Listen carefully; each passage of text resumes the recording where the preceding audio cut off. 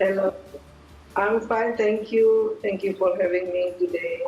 Yes, thank you for your time as well, because as you mentioned earlier, it is right now 7 a.m. in the morning in Buenos Aires, if we're not mistaken, right? All right, so talking That's up. true. All right, so Madam Ambassador, we would like to know about the current situation, in particular in Buenos Aires and, of course, generally in Argentina. So first of all, can you tell us about the current economic situation in Argentina amid the high inflation? Yes, of course. As mentioned through the video clip just recently, you see that the current economic situation in Argentina is difficult. You know, the inflation year on year, it's already reached 71%, July 20, and it was predicted triple digit at the end of the year. It was very scary Yeah. scenario, actually. And you also know, aware that the Argentina government has to govern with a debt of 44.5 billion, while it has no reserve at all to pay it. And to compound this situation, pandemic and war in Ukraine also worsen the situation. The rising global cost of energy caused total import to outpace revenue from agriculture and other sectors. Argentina is a net energy importer, so drain it is a very quick. And though Argentina already able to start of default earlier this year, but the legitimacy of the New Deal with the IMF's austerity measure it entails continue to be questioned by many. That's why many people demonstrate on the street, because they still don't believe that this one can be implemented in Argentina. And this also sparked by the new crisis, political crisis, with the resignation of the then Minister of Economy, Martin Guzman. Uh, the political uncertainty and speculation of Mark is worsened the situation, of course. The value of the peso fell very deeply, and because it's not only the situation, because the Argentinian, most of them don't want to hold on their own currency. It's based on their history. In any moment of crisis, they buy US dollar for saving. It's understandable. So this situation now is quite difficult. Uh, it is difficult to know something is work in Argentina with the price in grocery store changing every week.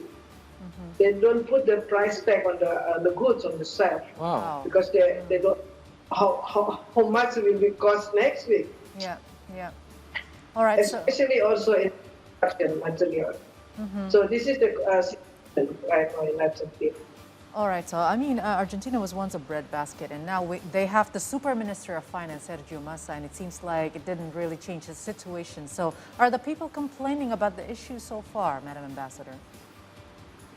Well, as you see from the video clip, people are demonstrate on the street, but they are not demonstrate individually or illegally. They demonstrate in the street, organized by the organizations such as the Workers Union or Argentine Workers Confederation. So they demand a strict measure by the government to reduce the cost of living, especially by giving them a more subsidy, because the cost of living is increased significantly. So yes, there are many demonstrations almost every week actually. We can see. Okay, Your Excellency. What is actually the government's solution to address the high inflation that Argentina is currently experiencing? Well, the government actually has done a lot, but the situation is not quite good enough to settle the economic crisis.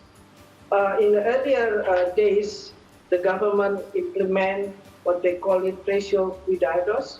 That is, they control the prices, almost 300 products in early 2020, but now it's extended to 900 products. They control the prices, especially the basic product of people. And also, government banned some export commodity. For instance, beef, soybean, yeah, and also soybean oil, because they don't want to the price, domestic price increase, because the demand for the beef is still high in Argentina. Other measure that government also put in place is the subsidy in Argentina is quite significant and drain their budget. So the government do like a resegmentation of utility prices to better reflect the income of medium and lower income group. Before, the subsidy applied to all segment of the group, not for the one in needs. So many actually already been in place by the government, but of course, inflation cannot be tackled in one day, one night. Needs some time. Believe they did what they need to do today. Right. So, Madam Ambassador, you're witnessing directly about the worsening situation in terms of economic crisis there in Argentina. So I believe also that we can take some lesson learned from this situation there in Argentina. So could you please elaborate for us what kind of lesson learned that we can take from the situation right now in Argentina in order to, let's say, avoid the same thing could happen here in Indonesia? For particularly for the citizen of Indonesia, what should we learn from there, or maybe also from the government side?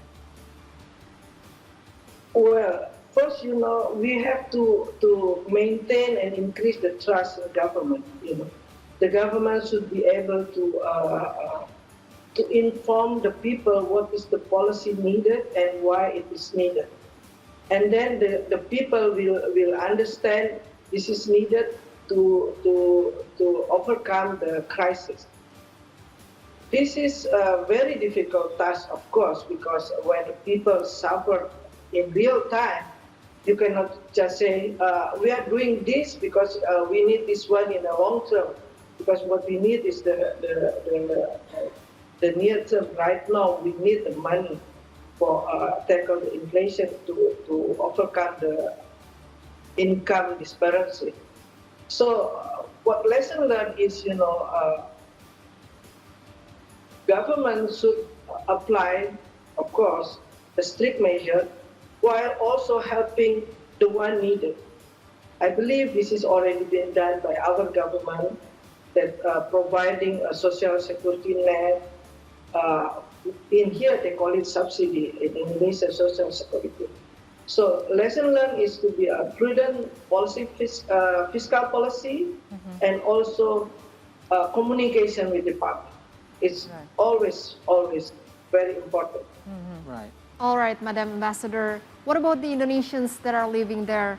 Did they file any complaints? And if so, what are their main problems? Well, actually, Indonesians who living in Argentina are not so many. It's around 150 people, and most of them are family of the embassy. And they live here quite some time, and they don't face any difficulty, because for Indonesian living in Argentina, if they are working with the embassy, the salary is not affected by inflation, because they were paid by dollar, not by peso. So it's not really a matter to them. But for those who are not working in the embassy, they face difficulty, of course. But there are not so many, because they are missionaries and no student. There are some expatriate, but they are also still in a good condition. So I don't see any difficulties from Indonesian living in Argentina. Hopefully they will be still in Argentina. All right, Madam Ambassador, thank you very much for giving us some view on what's actually happening in Argentina. And hopefully situations can get better. Hopefully inflation rate could go down, especially by the appointment of the new finance minister. And hopefully all Indonesians are doing great over there. Thank you so much once again, Madam Ambassador.